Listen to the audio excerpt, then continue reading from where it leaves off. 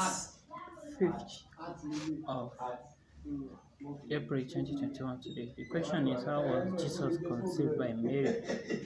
Look, Brian Lee gave a good example. He said he's from Soriano family and Suel from Fernando family because of his mother.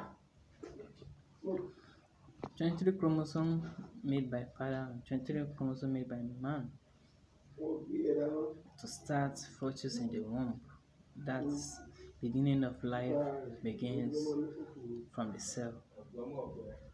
But how can Jesus come from David when there was no sexual intercourse between Joseph and Mary?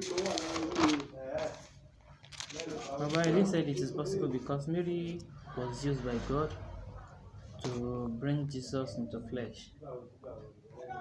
So it was through Mary you can find out that there are those that even criticize the Bible, but it does not make sense. Let's believe in the authority of the Bible.